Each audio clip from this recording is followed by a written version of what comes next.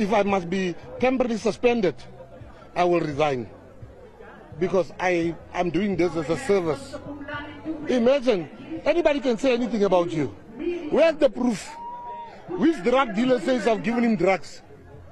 Where's the proof? You've got one madman that said he is the NDP, the director of prosecutions in this country.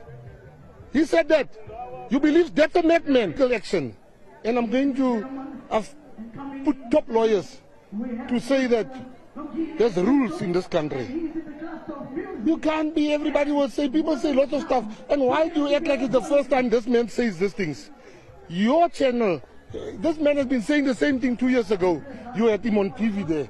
You had him on your channel. This is not fresh allegations. It was allegations before I was a minister. It's allegations when I was a minister.